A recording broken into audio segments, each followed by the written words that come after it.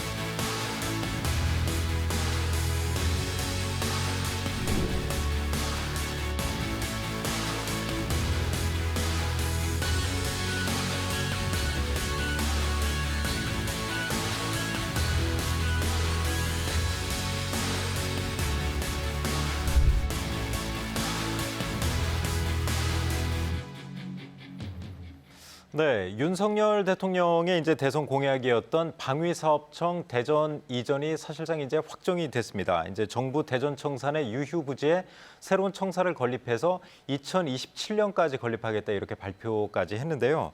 전문가들은 근데 이제 방위사업청 기관 하나가 이전하는 것 그 이상의 의미가 있다 이렇게 좀 평가를 하고 계신 것 같습니다. 그래서 이제 방사청 이전의 의미 또 그 기대 효과를 좀 한번 얘기를 나눠보겠습니다. 최호택 교수님 먼저 말씀을 좀 해주실까요? 어떤 의미 또 기대 효과 어떤 게 좀 있을까요? 민선 8기 들어와서 대전시가 많이 변하는 것 같습니다.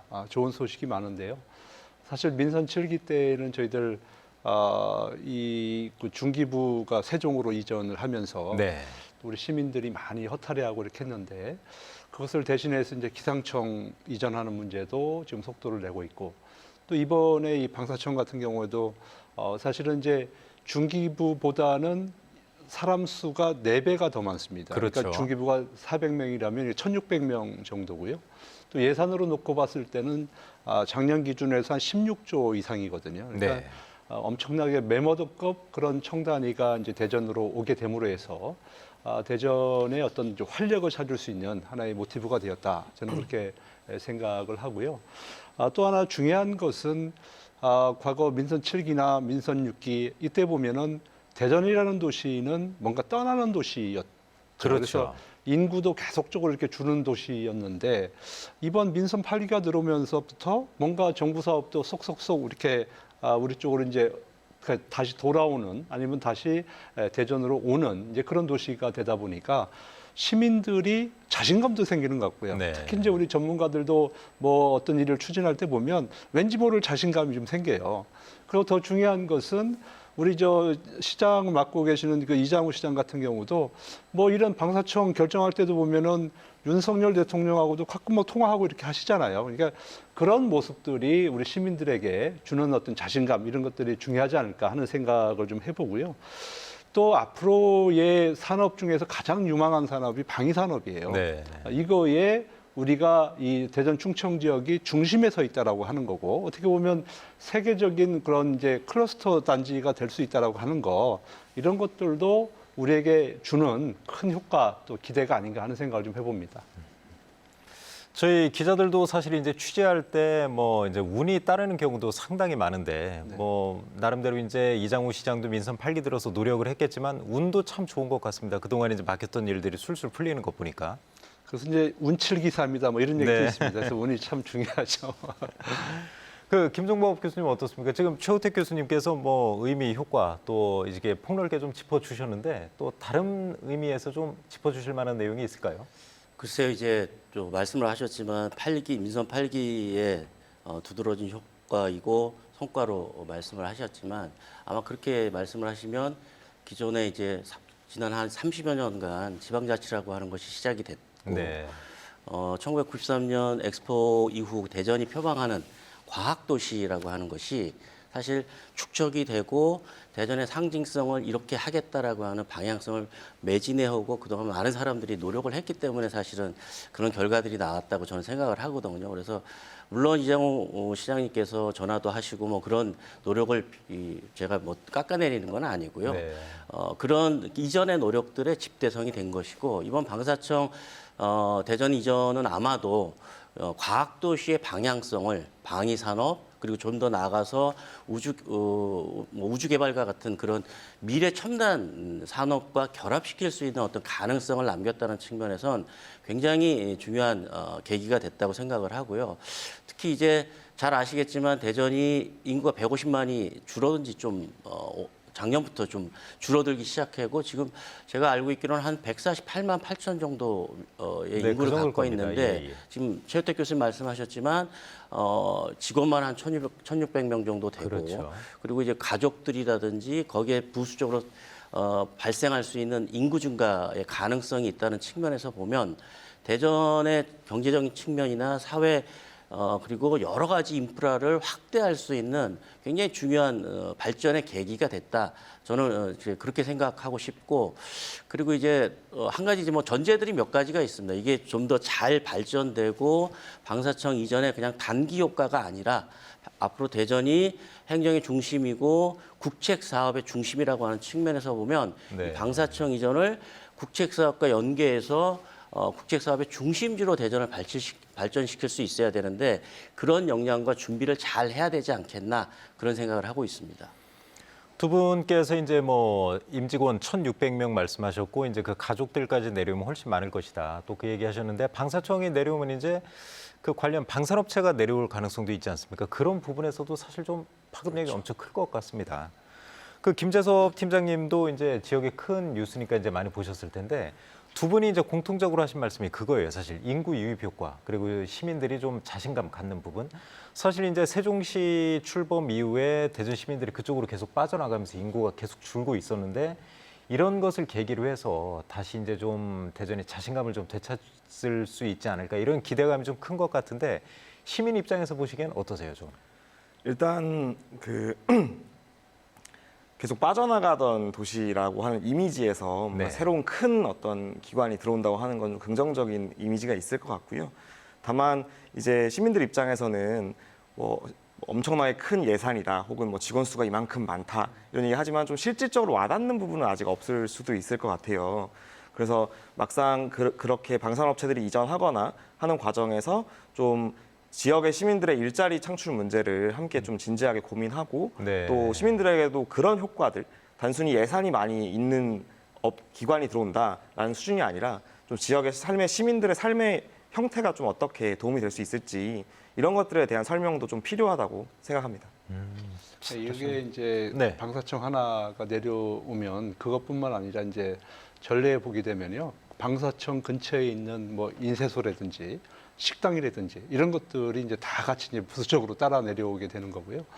지금 우리 이제 안산 산업단지 지금 조성하고 있지 않습니까? 만약에 그것이 이제 조성이 된다라고 보고 그 다음에 우리 계룡하고 논산과 같이 이제 이 국방 클러스터가 형성이 된다라고 이렇게 보면 아마 우리 대한민국에 퍼져 있는 그런 방산 기업들이 이쪽으로 속속 집결할 가능성이 저는 크다고 생각을 합니다. 그래서 대전시에서는 이제 그런 것들을 어떻게 준비를 잘 하느냐, 그리고 오는 그런 기업들에 대해서 어떤 인센티브를 주느냐 이런 것들을 좀 착착 준비를 했으면 저는 좋겠고요.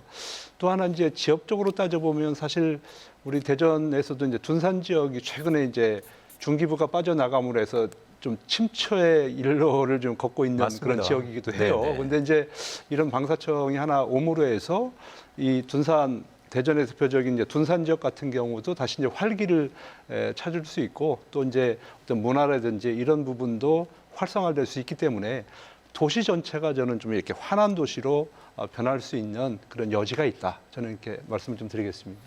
지금 김재섭 팀장님과 이제 최우택 교수님이 다음 질문의 답변도 좀 미리 살짝 좀 하셨어요. 그래서 이제 중요한 게 단순히 이제 기관이 이전하고 직원이 몇 명 내려오는 거 그것도 중요하지만 이제 인근의 논산, 계룡 같은 이제 국방 도시하고 협력도 좀 하고 이런 이제 그 부수적인 효과가 실질적인 효과를 내려면 어떠한 좀 준비가 필요한가 그 부분에 대해서 좀 논의가 필요할 것 같은데 아까 준비가 좀 많이 필요하다고 하셨잖아요. 뭐 인센티브를 준다든지 네. 중요한 건 방위사업청은 확정이 된 거고 이제 중요한 아까 말씀하신 대로 인수해소 그런 이제 부수적인 식당부터 작게는 크게 방위사업체를 좀 많이 끌고 내려오는 게 가장 중요한 거 아닙니까? 그거는 이제 방사청이 내려오면 그건 뭐 자연스럽게 그분들이 불편하기 때문에 내려올 수밖에 없는 거고요. 네. 다만 이제 우리가 좀 설득해야 되는 부분이 뭐냐면 방사청 직원들 있지 않습니까? 가족들. 가족들이 어떻게 대전으로 오게 할 것인가. 이게 이제 가장 큰 관건이죠. 왜냐하면 그래야지만 이제 인구의 유입 효과도 있고 지역 상권 활성화도 될 수 있기 때문에 이제 그런 부분에 지자체에서 촘촘하게 좀 준비를 해주는 노력이 좀 필요할 것 같고요. 그다음에 저는 이제 한 가지 더 제안을 좀 하고 싶은 게 그 지방자치법 전부 개정이 통과가 되고 시행되면서 올해 1월 13일부터 시행이 됐는데요. 그 안에 보면 특별지방자치단체 설립이 가능하도록 되어 있습니다. 네. 우리가 이제 충청권 메가시티라는 용어로다가 이제 대충 이제 알고 계시는데요. 저는 제가 이제 한 가지 제안하는 것은 뭐냐면 대전, 계룡, 논산에서 국방 클러스터 특별자치단체를 제안을 좀 합니다. 그래서 이 국방을 산업을 중심으로 해서 이 지역에 같이 시너지 효과를 낼 수 있는 그런 좀 어떤 그 도시의 형태를 좀 같이 묶어주는 그런 노력이 필요하지 않을까. 만약에 그렇게 되면 훨씬 더 정부로부터 지원도 많이 받을 것이고요. 또 지역에서는 거기에 맞게 준비를 할 수 있고 또 뭐 교통이나 이런 것들도 같이 이렇게 우리가 준비를 할 수 있기 때문에 큰 시너지 효과는 있을 것 같다 하는 생각을 해봅니다. 김종법 교수님은 좀 어떻게 생각하세요? 이제 논산하면 이제 뭐 전국적으로도 대표적인 이제 국방산업도시라는 이미지가 있고 계룡시도 마찬가지고요. 근데 이제 방위사업청 유치 막바지에 이제 논산시가 갑자기 끼어들어서 대전만 유치할 게 아니고 우리도 유치하겠다 이제 그런 뭐 말도 좀 하고 했었는데. 결국은 방위사업청이 대전으로 가더라도 방산 기업이라도 우리한테 좀 몇 군데 왔으면 좋겠다 이런 뜻이 좀 담겼다고 좀 생각을 하고 있어요. 그래서 이제 그 방위사업청 유치는 확정이 됐지만 논산, 계룡과의 협력도 아주 필요할 것 같은데 좀 어떻게 보세요? 그 지금 대전시가 어쨌든 계속 준비하고 유치하려고 하는 게 국방혁신도시 지정이지 않습니까? 네. 근데 이제 국방혁신도시 지정이라고 하는 것은 여러 의미가 있는데 아마도 지금 그 방향성은 항공우주산업의 결합이 가장 크리라고 생각하거든요. 네. 근데 잘 아시겠지만 계룡시나 농산 같은 경우에는 사실 그 항공우주산업이나 뭐 혁신적인 국방산업도시로 생각하기엔 좀 어려운 점이 있고 그렇죠. 그냥 국방도시인 거죠. 이제 그런 측면에서 보면 이게 미래 첨단형 항공우주까지 결합되는 국방 혁신 도시나 최우택 교수님 말씀하셨지만 이 메가시티와 같은 형태의 클러스터가 형성이 되려면 그 사전 전제 조건이 좀 있어야 될 것 네. 같아요. 그건 이제 뭐 오늘 좀 주제하고 좀 벗어난 얘기일 수도 있는데 자유롭게 말씀해 주십시오. 군편제에 그러니까 군편제 문제가 선행돼야 된다는 네. 거죠.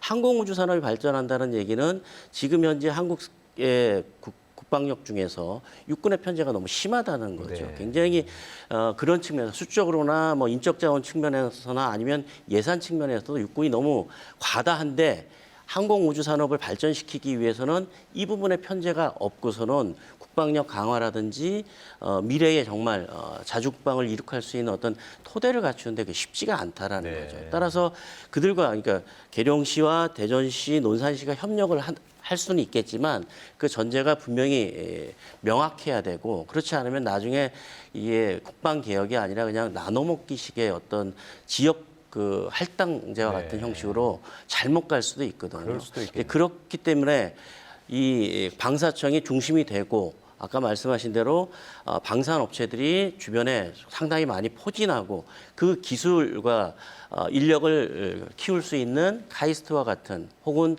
다른 주변의 대학 도시들이 인력 수급이 될 수 있는 그런 인프라가 충분히 갖춰져야 되고 이건 또 국책 사업으로서의 장기적 플랜이 좀 필요한 부분이 있다라는 거죠.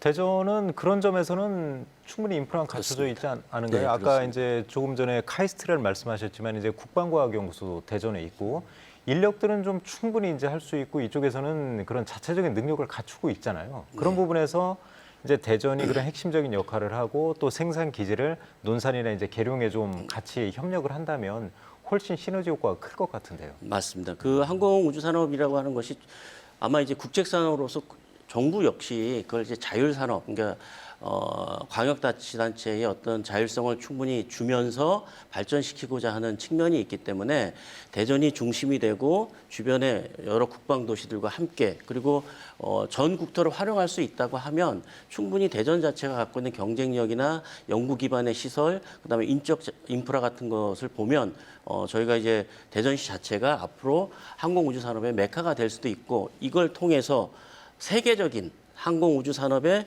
어떤 네트워크의 허브가 될 수 있는 그런 기반을 좀 갖춰야 되지 않을까. 이제 그러기 위해선 준비를 진짜 많이 해야 되는 거죠. 이게 지역 이기주의가 아니라 국가 산업을 위해서 대한민국의 발전을 위해서는 그런 측면에서 대전이 좀 준비를 더 촘촘히 하고 구체적으로 할 필요가 있다고 봅니다. 김재섭 팀장님은 아까 이제 그 파급 효과 말씀하실 때 이제 지역의 실질적인 이제 고용 효과도 좀 이루어져야 된다고 생각을 하는 그렇게 말씀을 하셨잖아요. 네. 그러니까 단순히 직원들만 내려오는 게 아니고 새로운 신규 일자리 창출도 좀 중요하게 보시는 거죠. 네, 그렇죠. 특히 이제 방사청 대전 이전이 작년에 중기청 이전의 일종의 약간의 보상적 차원도 좀 있다고 생각을 네. 하는데요. 중기청이 있을 당시에 이제 하려고 했던 사업들이 있는데 그 중에 하나가 이제 중소기업 이제 친화적 도시를 만들고 또 지역 내 불균형을 좀 해소하려고 하는 노력들이 있었습니다. 혁신도시와 연계해서. 근데 결국 방사청이 이번에 둔산으로 내려왔지 않습니까? 네, 네. 근데 이제 최호태 교수님 말씀하셨듯이 둔산이 최근에 뭐 과거에 비해서 조금 침체됐다 이런 말씀 하실 수 있긴 한데 예를 들면 저는 이제 중구에 사는데 중구와 동구 대덕구 입장에서 보면 조금 큰 엄청나게 큰 기업이 이제 그 기관이 내려오는데 너무 또 둔산 서구 유성에만 이런 것들이 집중된다면 네. 지역 내 이제 갈등 요소도 충분히 존재한다. 그래서 지역 내 균형 발전 요소도 좀 고려가 되어야 될 것 같고요. 또 다른 측면에서 잠깐 이제 김종법 교수님께서도 말씀해 주셨지만 산학 협력이라는 것도 굉장히 중요하고 또 중요한 것은 사실 그 전문 인력들은 대전이 좀 이렇게 어떤 인프라가 좀 있는 것 같아요. 대학도 있고 뭐 네. 연구소도 있고. 사실 실제로 산업 기반이 흘러가려면 그런 이 숙련 노동자들이 좀 필요하지 않습니까? 근데 이제 최근에 많은 경우에 노동자들의 어떤 건강권이나 혹은 복지나 이런 측면에서 과연 중소기업의 인력난을 굉장히 많이 얘기하고 이주 노동자들이 많은 부분을 담당하고 있는데 만약에 방산업체가 대전으로 이전했을 때 그 지역의 청년들과 지역의 노동자들이 실제로 그 방산 역량을 가지고 어떤 숙련공으로 성장하기까지의 시간이 좀 필요할 거로 생각을 합니다. 그것을 위한 어떤 노동권에 대한 인프라 이런 부분도 충분히 고려되어야 할 것으로 생각하고 있습니다. 최호태 교수님, 그 대학교에서 그런 인력 부분도 좀 신경 쓰고 계시니까 대덕대학교에 이제 그 군사 관련 학과가 있는 건 아는데 배제대 학교에는 사실 없지 않습니까 지금? 저희는 뭐 없는데요. 근데 이제 중요한 것은 이제 이게 지금 방사청이 오고 그러면 거기에 이제 필요한 인력들이라고 하는 것은 사실 일반 그런 그 일반적인 일을 하는 사람들이 필요한 것 같지는 않고요. 이제 네. 고도의 이제 전문적 지식이 이제 필요한 그런 분야이고 지금 이제 우리가 이 방사청이 오므로에서 가장 좋은 효과 중에 하나는 그 동안에는 이제 대전하면은 이제 그 과학도시였지 않습니까? 네, 네. 근데 그냥 과학도시 이름만 있었지 실질적인 효과가 없었어요. 네. 여기에서 뭐 개발되거나 연구된 내용들이 지역에서 뿌리를 내리고 뭔가 산업화로 이어지는 경우는 없었는데, 근데 이제 이 방사청이 그러니까 대전에 오므로 해서 이제 여러 이제 기업들도 모이게 될 테고, 또 대전에 있는 그 연구단지에서 그런 그 연구되고 그다음에 만들어진 그런 연구물들이 실질적으로 이제 산업화 시킬 수 있다는데 네. 이제 가장 큰 효과가 있을 것 같다는 생각을 좀 해보고요.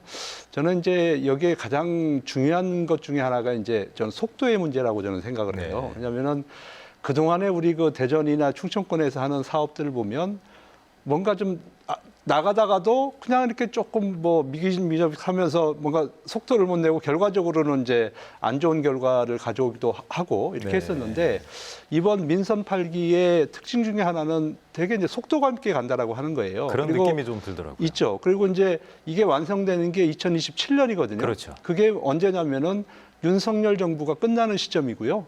이장우 시장은 2026년에 끝나는 거예요.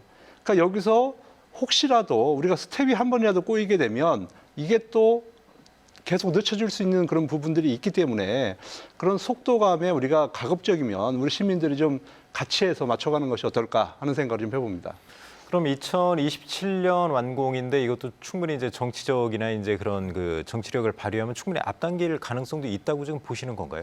근데 이제 이게 뭐 건물도 져야 되고 뭐 여러 가지 이제 있기 때문에 네. 현실적으로 어려울 수도 있어요. 근데 네. 이제 중요한 것은 아마 내후년에 우리 그 총선이 있지 않습니까? 네네. 그 총선의 결과 이런 것들도 이것이 정상적으로 갈 수 있느냐 아니면 조금 딜레이 될 수 있냐 여기에도 영향을 줄 수 있다 저는 이렇게 보고 있습니다. 알겠습니다. 이번 주제 마지막으로 김종법 교수님께 좀 마무리 말씀을 부탁드릴게요. 그 대전이 이제 방사청 이전뿐만이 아니라 최근에 방산혁신 클러스터 공모 사업에도 좀 선정이 되지 않았습니까? 그래서 과학도시였는데 이제 그 국방도시로 좀 급부상하는 느낌이 들어요. 사실 과학과 국방이 밀접하기는 한데 어차피 이제 그런 부분에 과학도시의 경쟁력을 쌓아놨기 때문에 이 부분도 충분히 가능한 것 같은데 앞으로 추가적으로 좀 이제 국방도시로서 경쟁력 갖추려면 추가적으로 논의할 부분이 좀 있을까요? 앞에 두 분이 이제 계속 좋은 얘기를 해주셨기 때문에 제가 네. 이제 뭐 짧게 말씀을 드리면 결국은 이게 방사청만 오면 되는 것이 아니라 산업체도 와야 되고 그 산업체에 충분히 노동력을 제공할 수 있는 노동 인력도 있어야 되고 그리고 그 노동 인력을 잘 지휘해서 지도해서 좋은 제품을 만들 수 있는 전문 인력도 있어야 되는데 네. 그런 삼각체제의 인프라를 어떻게 잘 아까 이제 최철 교수님 속도전 얘기하셨는데 사실은 속도전보다 이게 국책 사업이라고 하는 측면에서 보면 미래 우리 대한민국의 먹거리 사업의 중심에 대전이 설 수 있도록 그걸 잘 준비하고 장기적으로 세밀하고 구체적인 준비를 잘 할 수 있다 그러면 이장훈 시장님은 충분히 그것만으로도 굉장히 좋은 평가를 받으실 수 있을 것 같습니다. 네, 알겠습니다. 세 분 다 좋은 말씀만 해주셨는데요. 그럼 이제 다음 주제로 한번 좀 넘어가 보겠습니다. 그 국민의힘 정진석 비대위가 출범을 했습니다. 이제 정진석 의원 하면 이제 부의장이시죠 지금. 그 대표적인 이제 지역의 중진 의원이고 한데 비상대책위원 인선을 마무리하고 지금 국민의힘 내분에 휩싸인 국민의힘 안정화에 나섰습니다. 하지만 이제 비대위도 좀 삐걱거리고 있어요. 사실 이제 비대위원이 비대위 출범 발표하자마자 한 분이 이제 또 자진 사퇴하기도 하고 그래서 좀 잘 굴러갈까 이런 좀 걱정이 많이 있는 것 같아요. 앞으로 좀 최호태 교수님부터 말씀을 해주실까요? 전망을 어떻게 보시나요? 저보고 만약에 비대위에 참여하라고 그러면 저는 못할 것 같아요. 네, 어떻습니까? 사실 중책을 맡고 좋은 제안 아닌가요? 그건? 근데 이게 지금 이제 앞으로 저 28일 날 이것이 이제 기각되느냐 인용되느냐 이 문제가 있는데요. 만약에 인용이 되게 되면 다시 이제 이 비대위는 또 사라지게 되는 거예요. 네. 그러면 여기 짧은 기간에 참여했던 분들은 또 상처를 입을 수밖에 없고 또 앞으로 당이 어떤 상황에 처하든 간에 이제 그런 경력을 가질 수밖에 없습니다. 그래서 저 같으면 이제 저는 이제 고사를 할 것 같은데 그래서 지금 그러면 정진석 국회 부의장이 왜 이것을 맡았을까? 우리 이제 고민해 볼 수 있는 거잖아요. 다른 사람들은 다 뭐 주호영 그 지금 현재 원내대표도 그때 당시 이제 거부를 했었고 뭐 다른 분들도 마찬가지였는데 이걸 맡는다는 건 이제 그만큼 리스크가 있는 거고 다만 이제 정진석 국회 부의장 같은 경우에는 윤핵관 중에서도 사실 맏형 역할이에요. 그러니까 네.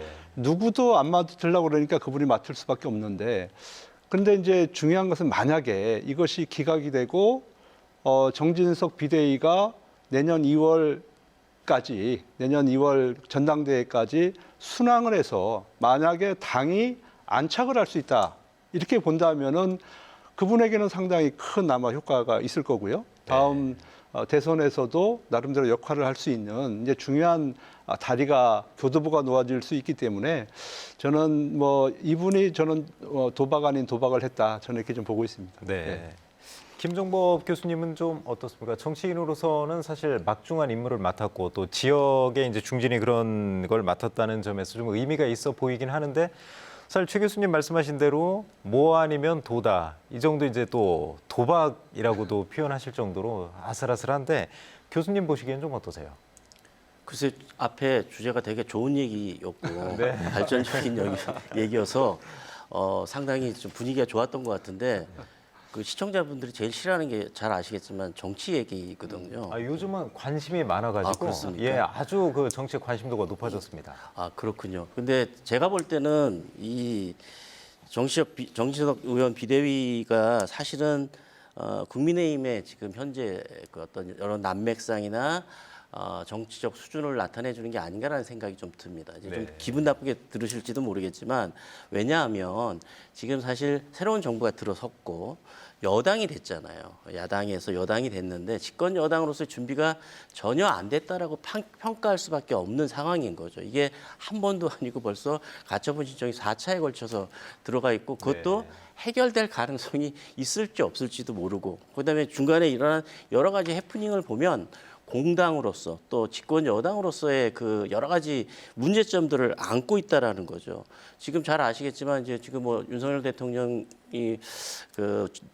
미국에 계시잖아요. 네. 이제 그러면서 사실은 대외 외교를 지금 하고 계시는데 미국은 사실 또 세계 경제 자체가 굉장히 어려운 상황이고 환율은 계속 올라가고 금리 인상에 의해서 한국 경제가 사실 어떻게 될지 모르는 이런 상황이기 때문에 집권 여당으로서의 책임과 역할을 하려면 이 사태를 빨리 수습하고 책임져 있는 경제 정책을 대비한다든지 경제 위기에 대한 대안을 마련하는 그런 책임 정치를 해야 되는데 계속 이게 수렁으로 지금 가고 있다라는 거죠. 그런 면에서 이게 약간 좀 우려되는 부분이 있고 이게 사실 잘못하면 조금 더 잘못된 방향에서 흘러간다고 하면 분당이라든지 최악의 상황까지도 갈 수 있는 가능성이 있다는 점에서 조금 우려되는 측면이 좀 있습니다. 그 정진석 의원의 선택에 대해서는 어떻게 보세요? 이제 불가피한 면도 좀 있는 것 같아요. 정치적으로 이제 본인이 맏형으로서 좀 총대를 매야 된다. 하지만 잘못하면 독배를 마실 수도 있는 거 아닌가 이런 좀 우려도 나오고요. 보시기엔 좀 어떠세요? 네, 그러니까요. 제가 볼 때는 사실 국민의힘 의원들 중에서 굉장히 훌륭하신 분들도 많은데 또 정진석 위원에게 그 막중한 책임을 맡겼다는 것 자체가 아직은 국민의힘 내부가 정치적으로 정리가 되거나 어떤 집권 여당으로서의 그 준비 있는 그리고 책임 있는 자세에 대해서 조금 더 소홀한 것이 아닌가라는 생각이 들 수밖에 없다는 거. 제 입장에서 봤을 땐 그렇습니다. 네. 그 김재섭 팀장님은 어떻습니까? 또 시민단체 활동하시면서 정치하고 또 아주 밀접한데 이분이 이제 그 지역구는 정진석 의원이 이제 공주지만 좀 어떻게 평가하고 계세요? 그러니까 사실 이 상황이 너무 빠르게 진행되고 있어서 사실 시청자분들을 비롯한 시민분들도 이게 몇 차인지 이게 몇 번째인지 이런 것도 많이 헷갈려하실 것 같은데요. 그래서 여당이 이렇게 혼잡한 상황인 것은 보기 좋은 모습은 아닌 것 같습니다. 네. 근데 제가 이번 비대위에 대해서 좀 나름 이제 좀 지적을 하고 싶은 내용 중에 하나가 비대위 인선인데요. 그러니까 정진석 비대위원장뿐만 아니라 정진석 비대위원장이 이제 비대위원을 인선했지 않습니까? 근데 그 인선의 내용을 보면 조금 이분들이 이 당의 혼란을 수습할 수 있는 분들인가라는 고민이 들긴 해요. 네. 물론 훌륭하신 분들이시겠지만 그 많은 분들 대구의 서구 김상훈 의원을 제외하면 거의 다 정치 초년에 가까운 그래서 뭐 이선 의원분도 사실은 보궐로 됐다가 2020년에 이선 되신 거고 네. 아직 그런 국회의원이 아니신 분도 계시고 또 2019년에서 20년 사이에 이제 많이들 이 국민의힘에 진입하신 분들이더라고요. 그러다 보니까 이제 사실 지금 뭐 윤핵관 얘기도 나오고 뭐 이준석 당대표 얘기도 나오고 이런 혼잡한 상황에서 이분들이 과연 당을 수습할 수 있는 어떤 정치력과 협상력을 좀 가지고 있는 것인가에 대한 거는 좀 의문을 가질 수밖에 없을 것 같고요. 특히 또 이제 하면서 사무처 인선도 하셨어요. 네. 사무처의 사무총장에 이제 김석기 의원을 앉히시고 뭐 몇몇 분들 앉히셨는데 이분들도 그렇게 좀 이 당의 정치력을 많이 발휘하실 수 있는 상태는 좀 아니신 것 같아요. 그러다 보니까 이것은 좀 보험용 비대위가 아닌가 뭐 이런 고민까지도 조금 들 것 같고요. 그리고 이제 9월 19일 날 국민의힘 비대위가 좀 회의를 진행했습니다. 그 회의에서 이제 각 비대위원들이 이제 인사말처럼 현재 정세에 대한 얘기를 막 했는데요. 많은 분들이 다 이제 민주당의 정치 공세를 비판하시면서 본인들도 이제 정치 공세에 대한 얘기를 많이 하셨어요. 네. 뭐 김건희 영부인을 비롯하여서 뭐 이제 이재명 당대표의 어떤 내용들. 그래서 사실 그 안에 민생이나 현안 사안은 거의 없었습니다. 네. 그냥 경제 위기가 닥친다라고 하는 정도의 선언, 위기 상황이다라고 하는 선언 외에 그런 것들이 없다 보니까 좀 경제가 어렵고 이런 상황에서 좀 논란에 휩싸여 있는 비대위원들이 하는 첫 발언들로는 조금 좀 부적절한 것이 아닌가 네. 이런 생각이 있습니다. 알겠습니다. 그럼 뭐 단도직입적으로 두 분께 여쭤보겠습니다. 이제 정치평론도 김종법 교수님, 최우택 교수님 많이 하시는데 이제 관심은 28일 날 이제 신문기인이 잡혔단 말입니다. 이준석 그 전 대표가 이제 법원에 가처분 신청을 냈죠. 짧게 말씀해 주십시오. 어떻게 보세요? 지금 세 가지지 않습니까? 이제 하나는 전국위원회 당헌 개정안 의결 효력 정지하고요. 네. 또 하나는 정진석 비대위원장 직무 그렇죠. 정지, 그다음에 지명직 비대위원 6명에 대한 직무 정지, 이 세 가지에 대한 판결이 나올 것 같은데 근데 그 중에서 정진석 비대위 예. 그거에 대해서만 한번 말씀을 해주시죠. 저는 이제 정진석 그 비대위원장이 얼마 전에 이제 라디오 방송에 나와서 어떤 얘기를 했는가 하면 전례인 1차 판단을 보면 아주 불안하다. 네. 그러니까 본인 스스로도 사실은 이제 인용될 가능성이 크다. 그렇게 이제 보고 있기 때문에 저는 아마 이제 인용될 가능성이 저는 크다 이렇게 보고 있는 거고요. 저는 이번 사태를 보면서 정말 공당이고 또 집권 여당이고 하는데 당 내부의 문제를 정치적으로 풀지 못하고 항상 법에 의존하는 모습을 보면서 과연 대한민국의 정치가 존재하는지. 맞습니다. 그리고 예전에 보면은 우리 고 김대중 대통령이나 이런 거물급들이 계셨잖아요. 이분들 같은 경우는 그래도 위기에 처하면 어느 순간인가는 역할을 한단 말이에요. 근데 지금 그 국민의힘 내부에서는 그런 역할을 하시는 분이 안 계시기 때문에 우리 국민들이 더 불안한 거고 국가의 미래에 대해서 걱정을 하는 거예요. 네. 그래서 좀 그런 게 안타깝다는 생각을 해요. 예. 알겠습니다. 김종법 교수님은 그 28일 날 신문기일 잡혀 있는데 정진석 비대위 운명 어떻게 좀 전망하시나요? 글쎄요, 이제 이 운명을 제가 말씀드리기는 되게 어려울 것 같고 한번 찍어 주시죠. 가처분 신청이 인용되느냐 마느냐에 따라서 이 상황이 좀 바뀌겠지만 네. 제가 사실 우려하는 부분은 그 부분보다는 지금 이 과정에서 일어났던 세 가지 해프닝이 있거든요. 첫 번째는 재판부 기피를 하셨어요. 네, 처음에. 네. 근데 물론 법원이 받아들여지지 않았지만 네. 그다음에 이제 처음에 이제 그 전에 비대위가 만들어질 때 한 분이 90분 만에 사퇴를 하셨어요. 네. 그다음에 이제 세 번째 해프닝은 그 유상범 의원이었던 것 같아요. 제 기억으로는 네. 또 다시 문자 파동이 있었습니다. 그렇죠. 그래서 이제 이준석 대표를 윤리위원이시죠, 그분은? 예, 제명이냐 혹은 가처분 신청을 인용하느냐의 문제보다는 이 세 가지의 파동에 의해서 결정돼 있기 때문에 이게 인용이 되든 인용이 되지 않든지 간에 정진석 비대위가 그렇게 오래 갈 수도 없고 앞으로 그 전망이 그렇게 밝다고 보긴 좀 어려운 점이 있지 않나라고 생각을 합니다. 그럼 공통적으로 하시는 말씀은 아무튼 국민의힘 당 내부는 당분간 지속될 가능성이 크다. 그리고 그거를 현명하게 정치적으로 풀만한 지금 그런 이끌어갈 분도 안 보이고 결국 정치가 자꾸 이제 법원, 검찰 그쪽으로 좀 종속화되는 그런 문제점도 지금 우려를 말씀하신 것 같습니다.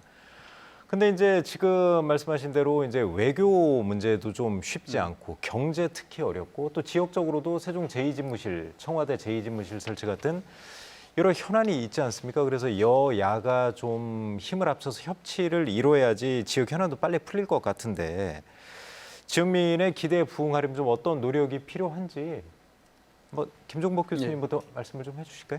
네, 뭐 지금보다 훨씬 많은 노력을 해야 되겠죠. 네. 근데 이제 지금 이제 아마도 지금 이 여당과 야당의 협치 문제하고 지금 말씀하시고자 하는 것은 이제 세종이라든지 대전에 좀 더 많은 행정적인 어떤 그 역량도 쌓고 특히 이제 대통령 공약사항 중에 하나였잖아요. 네. 제2집무실 같은 것이 들어와야지 여러 가지 안정적으로 대전이나 세종이 좀 더 시민들이나 또 도민들에게 도움이 될 텐데 이게 이제 지금 계속 스텝이 꼬이고 있는 거죠. 네. 특히 이제 용산에 이전을 하셨는데 그 영빈관 짓는 문제가 또 불거졌잖아요. 그렇죠. 최근에 아주 예, 시끄러웠었죠. 그래서 이제 그게 세금 문제하고 굉장히 비난의 여지가 좀 있었던 것이고 이 스텝이 꼬이다 보니까 세종으로 무슨 제2집무실을 또 한다? 이 부분에 대해서 국민들이나 시민들이 이게 선뜻 그러면 좀 필요성이 있으니까 뭐 수용할 수 있겠다 이렇게 생각하시는 분이 점점 적어지는 네. 그런 우려성이 있다라는 거죠. 이제 그런 면에서 이 국가적 위기 상황에서 더 이상 이제 당리당략, 특히 이제 이 민생 국민들이나 시민들은 지금 연말 그다음에 내년에 올 진짜 메모드급 경제 위기에 대해서 정치권은 도대체 어떻게 할 것이냐에 대해 관심이 많은데 계속 이런 부분들에 대한 구체적인 정책이나 대안이 없는 상태에서 당내 혼란, 또 민주당의 역량 부족 이런 것들이 계속 보여지게 되면 여러 가지 측면에서 국민들은 더 불안할 수밖에 없다라는 거죠. 최우택 교수님 좀 어떻게 보세요? 어떤 노력이 좀 필요할까요? 저도 이제 뭐 같은 맥락인데요. 앞으로 이제 수년 동안이 지역의 운명을 가르는 아주 중요한 시기이다. 그렇게 보고 있습니다. 대전 같은 경우에는 혁신도시 지정은 되어 있지만 아무런 지금 이제 뭐 계획도 없고 이전하겠다는 기업도 없고 이제 그런 상태이지 않습니까? 그리고 또 하나는 국방 혁신 클러스터 문제도 이제 중요한 시기이기 때문에 사실 이런 것들은 지금 이제 호남이나 영남 지역 같은 경우는 어떻게 보면 그쪽은 이제 국회의원들이 거의 같은 당이지 않습니까? 그러니까 그 어떤 지역의 문제가 이슈화가 되면 대동단결해요, 거기는. 네. 예, 그게 이제 중요해요. 그래서 그동안에 이제 일 추진하는 걸 보면 상당히 진취적으로 일이 추진이 되었는데 이 대전 충청권 같은 경우에는 항상 우리 그 시민들이 또 도민들이 마음이 좀 좋으셔가지고 한 반반 정도 이렇게 섞어서 주시거든요. 근데 이분들이 섞어서 주다 보니까 그러니까 이 각 당을 나름대로는 대변한다고 하면서 그러니까 이 양당이 합이 안 되는 거예요. 양당 출신들이. 네. 그러다 보니까 우리가 이제 단합된 힘을 보이지 못하니까 늘 국책 사업이나 이런 거에서 밀려날 수밖에 없는 그렇죠. 이제 그런 상황이거든요. 그래서 저는 선지 후당의 정신으로 저는 좀 국회의원들이 같이 좀 힘을 합쳐야 되고요. 근데 이제 이분들이 그렇게 행동이 나올 수 있도록 우리 시민들이 관심을 가지고 좀 봐줘야 된다. 왜냐하면 내후년에 지금 이제 총선이 있기 때문에 총선에서는 이 중요한 시기에 그러니까 당을 떠나서 지역을 위해서 어떤 노력을 했는지 이 부분을 좀 관심 있게 보겠다라고 하는 메시지를 지속적으로 네. 정치인들에게 줄 필요가 있을 것 같고요. 저는 지역 언론에서도 역할을 좀 해야 된다. 네. 그래서 이런 프로에서도 여야 같이 모셔놓고 같이 좀 힘을 합칠 수 있는 주제를 가지고 같이 좀 이렇게 그런 합의를 이끌어내는 노력도 좀 해주시면 네. 그분들이 아무래도 방송에서 이제 뭐 같이 이제 뭐 얘기하고 서로 약속하고 이렇게 하게 되면 네. 또 노력하는데 도움이 좀 되지 않겠습니까? 그래서 언론의 역할도 저는 좀 기대를 해보겠습니다. 예. 저희도 추석 끝나고 이제 여야 좀 이 관계자들 시당 위원장들이라도 모셔서 좀 토론회 좀 해보려고 했는데 서로 좀 기피하시더라고요. 아주 지금 껄끄러운 상태라 그런 것 같은데 아무튼 뭐 국민의힘 내분이 좀 잘 수습이 돼서 정부와 여당이 좀 잘 굴러가고 해야지 이제 지역에도 좋고 나아가서 이제 우리 국가 전체적으로 좀 이득이 될 것 같은데 아무튼 좋은 결정이 좀 나오도록 좀 기대하겠습니다. 다음 주제로 한번 넘어가 볼게요. 그 충청남도 이제 남부 출장소 얘기가 최근에 좀 시끄러웠었는데 충남도청이 내포 시도시로 이전을 하면서 이제 김태흠 지사가 공약을 했었죠. 이제 남부 지역에 그 불편이 크니까 출장소를 한 군데 마련하겠다. 그래서 결국 이제 세 개 시군의 그 경쟁 끝에 금산군이 이제 확정이 됐습니다. 평가위원회에서는 이제 그 지역 균형 발전에 초점을 맞췄다 이렇게 좀 발표를 하는데 그 금산 결정된 거 김종복 교수님 어떻게 좀 보시나요? 네, 그 잘 아시겠지만 남부축장소가 진산에 가면 금산군에서 진산면에 그 진산의 행복센터라는 곳이 있습니다. 네. 그 혹시 사회자님 가보셨습니까? 안 가봤습니다. 금산은 가끔 가봤는데 거기까지는 안 가봤어요. 제가 이제 그 R&D 사업, 이제 국가로부터 받는 R&D 사업 중에 이제 농촌 재생 사업이라고 하는 걸 네. 하나 하는데요. 저희가 2020년에 그 6년짜리 사업을 받아서 저희 그 대상지로 처음에 삼았던 곳이 금산이었습니다. 네. 이제 금산에 가서 군수님하고 뭐 이런저런 얘기하다가 그러면 세미나를 한번 하고 싶은데 오셔서 뭐 얘기도 해주시고 어디서 했으면 좋겠느냐 얘기하셨는데 금산 진산면에 있는 진산의 행복센터를 권하시더라고요. 그래서 저희가 거기에 1박 2일로 세미나를 한 적이 있거든요. 네. 근데 아마 이 결정이 뭐 여러 가지 평가위원들의 공정성이나 뭐 이런 것들이 물론 담보됐겠지만 여러 가지 측면에서 봤을 땐 그 진산의 행복센터에서 차로 한 1분 30초, 2분이면 진안면으로 넘어갑니다. 네. 그러니까 그 금산군과 충청남도 지도를 잘 보시면 알겠지만 굉장히 끝에 달려 그러니까 있어요. 전라도와 거의 경계 예, 경계에 쪽에 있습니다. 있다. 그 네. 진산면이 바로 경계에 있고 진산의 센터가 바로 그 중에서 가장 가까이 있는 곳입니다. 그 얘기는 뭐냐면 이게 충분히 합리적이고 공정한 평가를 통해서 이루어졌긴 하지만 이게 내내 제가 알고 있기는 2023년 1월부터 이게 출범이 되는 걸로 알고 있는데 아마도 계속 진행이 되더라도 계속 논란이 생길 수밖에 없고 제3자가 볼 때는 이제 객관적인 지정학적 위치로 보면 차라리 계룡이나 논산이 더 적합한 게 아닌가라는 생각을 계속 할 수밖에 없는 그런 입장인 거죠. 물론 뭐 금산군 관계자들이나 군수님이 잘 알아서 남부출산선 운영을 잘 하시고 충청남도도 충분히 그 협력을 통해서 도정을 잘 하시겠지만 이런 부분들이 출발점서부터 조금 잡음이 여지가 있을 수밖에 없는 그런 결정이라는 측면에서 좀 아쉬운 점이 있습니다. 최우택 교수님도 좀 어떻게 보시나요? 이제 금산으로 결정은 됐는데 사실 계룡시 같은 데는 이제 계룡 시의원하고 당인 더불어민주당 소속이죠. 시의원들하고 이제 당원들도 반발을 하고 있는데 김종법 교수님 말씀하신 대로 이제 남부 쪽에 균형 발전을 추진한다면서 너무 이제 좀 치우쳐졌다 이런 말씀을 하시는 것 같아요. 교수님이 보시기에도 좀 그런 측면이 있나요? 근데 이거는 2012년도에 그 대전에 있던 충남도청이 이제 내포 신도시로 이전을 하게 되는 거죠. 근데 이번에 이제 선거 과정 속에서 그 김태흠 지사께서 이제 공약을 내세운 거예요.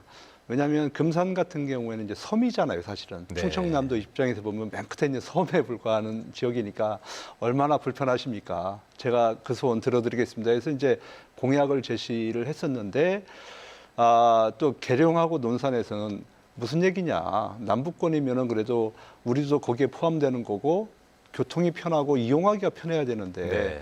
금산 그 아까 말씀하신 대로 저쪽 전라도하고 경계 지역 같은 데다 이렇게 갖다 놓으면 계룡에서 지금 반발하는 게 그거잖아요. 한 35km 되고 한 50분 걸린다는 거 아니에요. 네. 그리고 뭐 버스 같은 게 없으니까 자가용 있는 사람만 가야 되기 때문에 너무나 불편하다. 뭐 이런 얘기를 하는 것 같은데 저는 이것이 이제 원래 공약이기 때문에 사실은 그쪽으로 갈 수밖에 없는 이제 그런 상황인데 또 워낙 또 계룡하고 논산에서 반발이 심하니까 저는 구색을 맞춘 그런 것이 아닌가 하는 생각을 좀 해보고 있고요. 그래서 저는 앞으로 우리 지사님께서 좀 솔직해졌으면 좋겠어요. 이것을 통해서 얼마나 많은 행정력 낭비를 가져왔습니까? 네. 또 지역 간의 갈등을 얼마나 지금 조장하고 있습니까? 그러니까 애초에 공약을 했을 때 자기가 검토를 했을 거 아니에요. 네. 금산에다가 해야만 하는 그 이유가 있을 테고 그래서 공약을 했을 테고 그러면 그냥 미루고 나가야지. 그걸 또 주위에서 또 흔든다라고 그래서 이걸 갖다 경쟁시키고 또 행정력 낭비를 가져오고 이런 것들은 앞으로는 좀 지양해야 되지 않을까 하는 생각을 좀 해보고요. 사실 이제 계룡 같은 경우에는 내세웠던 게 이제 그러니까 접근역이었잖아요. 그렇죠. 네, 그러니까 논산, 계룡, 금산, 그러니까 중간에 위치해 있고 예를 들어 공주라든지 세종이라든지 대전이라든지 이쪽에서도 같이 이제 접근하기가 쉽기 때문에 이제 그것을 내세웠었고 아무래도 이제 논산 같은 경우에는 남부 지역의 수부 도시잖아요. 네. 인구가 가장 많은 그런 지역이기 때문에 이제 그걸 내세웠었는데 정말로 지금 이제 계룡 같은 경우는 의회를 중심으로 해서 반발이 있고 그러는데 저는 이거는 충청남도가 그 부분들을 좀 달래야 되고 또 달래기 위해서는 본인들이 자초한 측면이 있기 때문에 뭔가 좀 다른 것들을 좀 줘야 되지 않을까 하는 생각을 해봅니다. 아무래도 이제 충남 남부 지역에 이제 낙후성을 감안해서 설치한 것 같은데 사실 인력도 보면 한 이제 10여 명 배치한다고 하고 효용성 자체도 좀 떨어진다고 보시는 건가요, 그럼? 지금 이제 세 개 과잖아요. 그 예. 민원지원과, 국방협력과, 인삼약촉 세 개와. 예를 들어 국방협력과가 이 진산면에 생겨야 되는 이유가 정부 잘 모르겠어요. 네. 우리 김 교수님 이거 동의하시나요? 그렇기 때문에 이거는 조금 잘 맞지가 않는 것 같아요. 그래서 이 과들도 지금 확정하지 말고 좀 그러니까 수요가 있는 그런 과들이 있잖아요. 그렇겠네요. 지역 그런 특색에 것들, 좀 지역 맞춰서. 특성에 맞게 이것을 좀 다시 한번 선정하는 노력도 필요하지 않을까 하는 생각을 해봅니다. 알겠습니다. 김재섭 팀장님은 좀 어떻게 보세요? 이런 결정이 있으면 항상 이제 찬성과 반대가 있고 떨어진 쪽에서는 반발하기 마련인데 이런 갈등 최소화하려면 어떻게 좀 해야 될까요? 일단 저도 이제 최우택 교수님 말씀하신 것처럼 좀 충남도가 자초한 부분이 분명히 있다. 결정을 했으면 이렇게 정치력을 발휘해서 해결했어야 될 문제지 기초 단위들끼리 경쟁하게 시켜가지고 그리고 또 30대 70으로 점수까지 나눠가지고 정량 평가를 하겠다고 했으면 저는 그러면 사실은 공개하라는 요구에 공개해야 한다고 생각을 하고 있고요. 또 이제 충북의 남부 출장소가 옥천에 있더라고요. 네. 근데 이제 시민들 입장에서는 일반 기초 단위에 사는 분들이 도청을 방문할 일이 얼마나 많이 있을지는 사실 저로서는 잘 파악이 안 되긴 하는데 네. 실제로 이 남부 출장소가 하는 일이 무엇인지에 대해서 도민들이 잘 알고 있느냐도 좀 중요한 것 같아요. 네. 그래서 이게 마치 방사청 내려오듯이 엄청 거대한 지역의 투자 이런 맥락인 건지 아니면 정말 10명 수준의 어떤 분소로서 작동하고 어떤 역할을 하는 건지가 지역 주민들한테 좀 알려져야 이것이 좀 지역 주민들 입장에서 금산에 뺏기니 계룡에 가져가니 이런 식의 갈등보다는 실제로 그런 그 역할을 잘하기 위해서 어디에 가는 것이 적절하냐 이런 논의들이 좀 이루어질 수 있을 거라고 보고요. 그리고 이제 제가 보기에도 지도상으로도 그렇고 좀 그러니까 제3자가 보기에는 살짝 좀 치우친 감이 없지 않아 있다. 이것은 충남도가 좀 정치력으로 해결해야 될 부분이라고 생각하고 있습니다. 네, 알겠습니다. 좀 금산하면 사람들 이제 대전하고 좀 가깝고 어차피 이제 충남 남부권이라고 생각을 했었는데 김종법 교수님 말씀 들어보면 너무 좀 치우쳤다 그런 생각은 좀 드네요. 그래서 이제 최우택 교수님이 말씀하신 대로 만약에 이제 설치가 이제 어차피 설치하기로 한 거니까 지역 특색에 맞게 과 조정도 하고 인원 조정도 좀 필요할 것 같습니다. 네, 세 분 오늘 말씀 다 잘 해주셨습니다. 월간 이슈 진단 여기서 마무리하겠습니다. 그럼 앞으로도 그 관심과 또 논의가 필요한 지역사회의 문제에 대해서 다양한 방안을 모색하도록 노력해 보겠습니다. 자, 그 토론에 함께한 세 분 모두 감사드리고요. 생생토론 여기서 마치겠습니다. 시청자 여러분 고맙습니다.